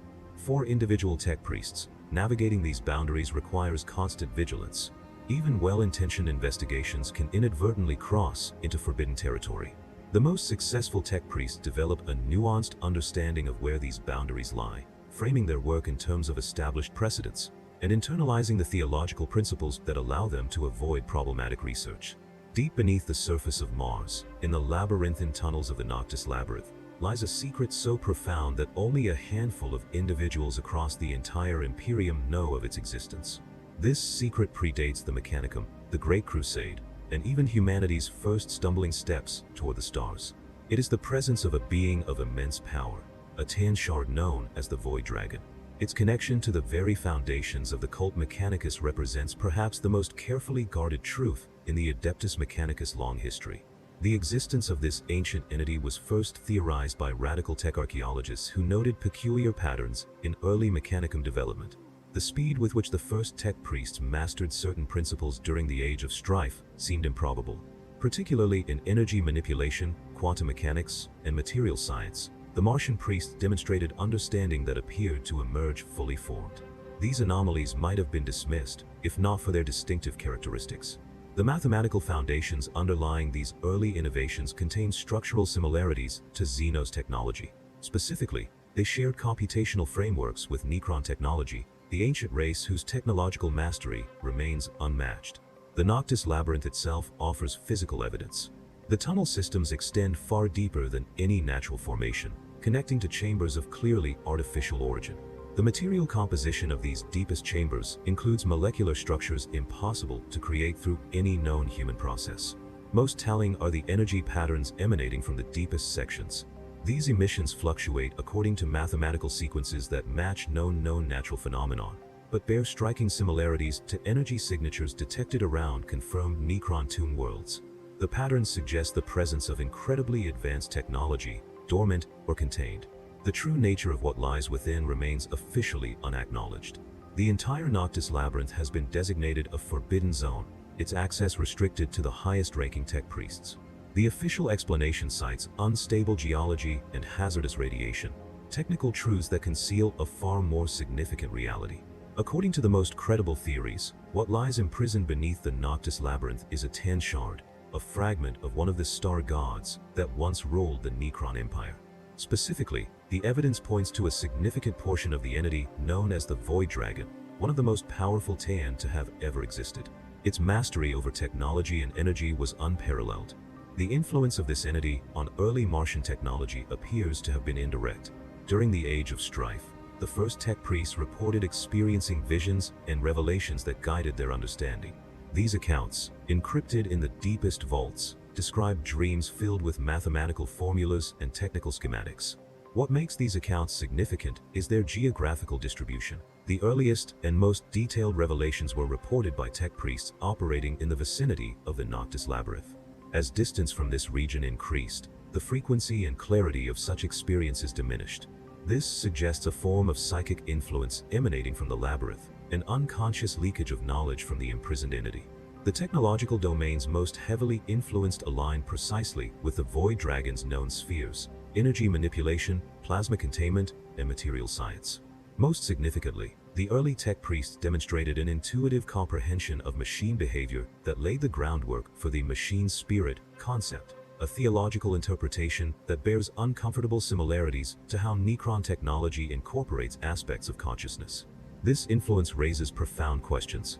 If the machine god concept developed partly through unconscious influence from a xenozinity, what does this imply about the omnisia's true nature? The most radical scholars suggest that the machine god, as understood by the Mechanicus, might be nothing more than a human theological interpretation of the Void Dragon's presence, a comprehensible framework constructed around an incomprehensible alien consciousness. Such theories remain strictly heretical. The connection between the Emperor of Mankind and the Void Dragon adds another layer of complexity. According to highly classified records, the Emperor confronted and subdued a powerful entity on ancient Terra during the medieval period. This encounter, occurring in the 11th or 12th century, took place where the Emperor, appearing as a knight, battled a great and terrible dragon. The descriptions match no terrestrial creature, but align perfectly with accounts of Tan manifestations. The entity demonstrated control over weather, caused technology to malfunction, and could not be harmed by conventional weapons. Following his victory, historical records fall silent on the dragon's fate. However, Mechanicus scholars note this period coincides with a significant gap in the Emperor's known activities.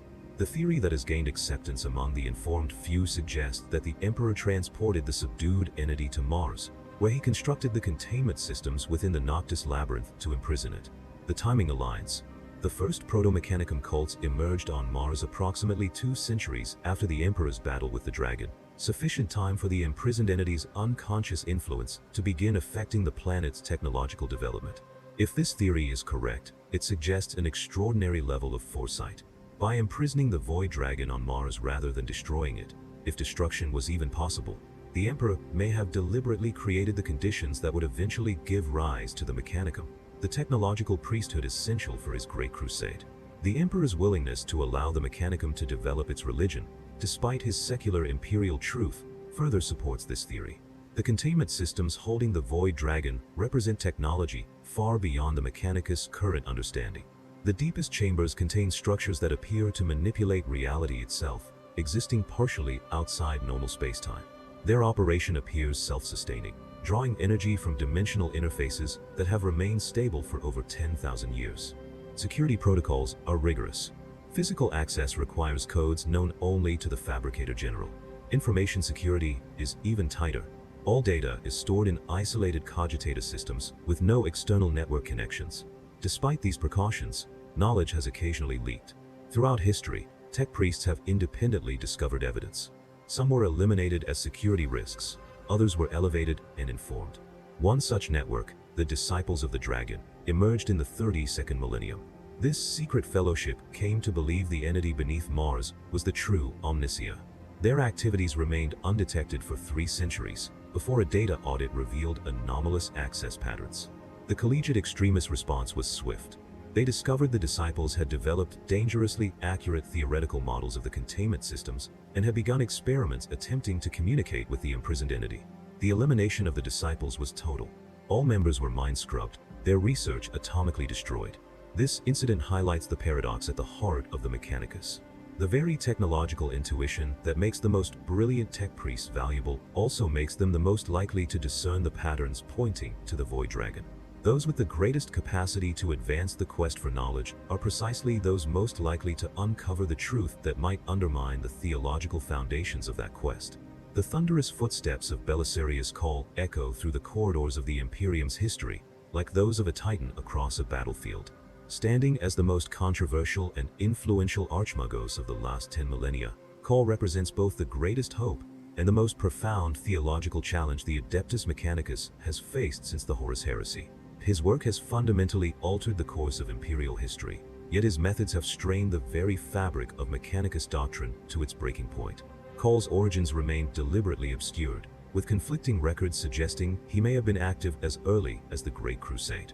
What remains uncontested is his emergence as a dominant force following the 13th Black Crusade and the formation of the Great Rift. His most significant contribution, the Primaris Space Marine Project, represents technological innovation on a scale unseen for millennia. The Primaris project began in secret during the 32nd millennium, commissioned directly by the Primarch Robu Guilliman before his mortal wounding by Fulgrim. Recognizing the limitations of the original Astartes template, Guilliman provided Call with genetic material from all 20 Space Marine Primarchs and instructions to improve upon the Emperor's work. This directive itself constituted potential tech heresy of the highest order. For 10,000 years, Call worked in carefully concealed facilities. He developed 3 new implanted organs for the Primaris Marines: the sinew coils, providing enhanced strength, the Magnificat, improving all existing organ functions, and the Belisarian Furnace, which can restore a gravely wounded Primaris to fighting capability. These additions, combined with refined versions of the original gene seed organs, produced Space Marines significantly larger, stronger, and more resilient. Beyond the biological enhancements, Call developed entirely new equipment. The Mark X Tacticus armor improved upon all previous power armor designs. The bolt rifle replaced the venerable bolter. Plasma incinerators solved the notorious stability issues that had plagued plasma weapons for millennia. Each innovation represented significant technological advancement, not mere refinement. The theological implications sent shockwaves through the Mechanicus. Cole had not merely recovered lost technology, he had genuinely innovated. He had taken existing designs, identified their limitations, and engineered solutions that surpassed the originals. More troublingly, he had done so with the most sacred of all Imperial technology, the Emperor's own work on the Space Marines. When Guilliman returned from his near-death stasis in the 42nd Millennium, his endorsement of Call's work prevented immediate censure. The Primarch's authority as Imperial Regent, combined with the desperate strategic situation following the Great Rift, created practical imperatives that temporarily overrode theological concerns. The Primera Space Marines were needed, and their obvious effectiveness silenced many critics. Yet beneath this pragmatic acceptance, fundamental questions began to circulate. If innovation of this magnitude could be sanctioned due to necessity, what remained of the traditional prohibitions? If improving upon the Emperor's designs was permitted, what theological justification remained for prohibiting it in other domains? The foundations of Mechanicus conservatism faced their greatest challenge, not from an external enemy, but from within. Call's innovations extended far beyond the Primaris project. His magnum opus, the Call Inferior, represents an artificial intelligence system that skirts the very edge of tech heresy. While officially classified as an extremely sophisticated cogitator network, the Inferior demonstrates capabilities that trouble orthodox tech priests. Its ability to predict Call's responses to complex questions with near-perfect accuracy suggests a level of cognitive modeling that approaches prohibited machine consciousness. The Archmagos has also pioneered new applications of ancient technology. His solar atomizer repurposes Dark Age principles. His mechanical body incorporates systems that blur the distinction between sanctified technology and forbidden innovation. Most concerning to traditionalists, Call has demonstrated a willingness to study and adapt Xeno's technology when it serves his purposes, a practice explicitly prohibited by orthodox Mechanicus doctrine. These radical approaches have attracted both devoted followers and implacable enemies. Younger tech priests, particularly those who have witnessed the Imperium's desperate struggles following the Great Rift, increasingly view Call's pragmatism as necessary for survival. They argue that the quest for knowledge cannot be fulfilled through mere preservation when existential threats demand new solutions. The traditional approach, they suggest, has failed to prevent the Imperium's gradual technological regression. Opposing this progressive faction stands an equally determined traditionalist bloc, centered on Mars. These tech priests view Call's work as a dangerous deviation, risking the same catastrophic outcomes that resulted from unbridled innovation during the Dark Age of technology. They point to the Mechanicus' survival through 10,000 years of turmoil as evidence that conservative policies provide long-term stability. This ideological divide has manifested in practical policies. Styges 8 has embraced aspects of Call's approach, expanding their research into Xeno's technology. Agrippina, facing constant threat, has adopted numerous Callian innovations out of sheer necessity. In contrast, Mars itself has become the center of traditionalist resistance. The Fabricator General maintains public neutrality while quietly implementing policies that restrict the spread of Callian methodologies. Access to data regarding the Primaris project remains tightly controlled. The resurrection of Guilliman has further complicated this landscape. The Primarch's return, made possible through the combined application of Adeptus Mechanicus technology and Eldari healing abilities, presents a profound challenge. If Xeno's technology could restore a Primarch, what does this imply about the blanket prohibition on alien principles? Guilliman's subsequent alliance with Call has created an unprecedented political situation. For the first time since the Great Crusade, the Adeptus Mechanicus faces an imperial authority with both the technical knowledge to understand their work and the political power to demand compliance. The Primarch's pragmatic approach has little patience for theological objections to necessary development. This pressure has intensified as Guilliman has granted Call extraordinary resources and authority, commissioning him to develop weapons specifically designed to combat the forces of chaos. By explicitly authorizing innovation, Guilliman has created exceptions that threaten to undermine the entire theological framework. The schism between traditionalists and progressives has manifested in concrete forms. Forge worlds have begun forming unofficial alliances based on shared technological philosophies. Supply relationships and data sharing increasingly follow ideological lines. The cicatrix maledictum, the Great Rift, has become a geographical manifestation of this divide. Forge worlds in the Imperium Nihilus, cut off from Terra's authority, have embraced pragmatic approaches out of necessity. With supply lines severed, these isolated forge worlds have been forced to develop greater self-sufficiency, implementing Kaulian innovations without waiting for theological approval. In the Imperium Sanctus, closer to Mars, traditionalist positions remain stronger. The future of the Adeptus Mechanicus likely lies in an evolving synthesis. The most astute tech priests have begun developing theological frameworks that can accommodate limited innovation while maintaining core principles. Frameworks that emphasize intent and methodology, permitting development that follows rigorous protocols. One such framework reinterprets the quest for knowledge to include understanding principles, not just preserving designs, creating a path for advancement that respects traditional caution without imposing absolute stagnation. The long-term implications are profound. For 10,000 years, the Imperium's technological foundation has remained static. If the progressive faction gains lasting influence, this could fundamentally change, creating an Imperium where technological capabilities advance noticeably within generational time frames. Such advancement would dramatically affect the Imperium's relationships with external powers. The Eldari might find their technological superiority eroding. The Tau could face an Imperium capable of matching their innovation rate. The forces of chaos would confront an increasingly unfamiliar technological landscape. For now, the Adeptus Mechanicus stands at a crossroads, unprecedented in its 10,000-year history. The children of the Omnisia face fundamental questions about their purpose, their methods, and their understanding of the machine god's will. In the forges of Mars and 1,000 worlds beyond, tech priests debate, calculate, and pray for guidance as they determine what form their quest for knowledge will take in humanity's darkest hour. The red dust of Mars continues to conceal ancient secrets, but new knowledge emerges from the Mechanicus' tireless efforts. Whether through rediscovery or carefully managed innovation, the tech priests advance the Omnisia's work across the stars. In workshops illuminated by the glow of sacred machinery, amid the chanting of binary prayers and the hum of power fields, the future of the Adeptus Mechanicus, and perhaps of humanity itself, takes shape beneath robes of deepest red and the watchful gaze of mechanical eyes.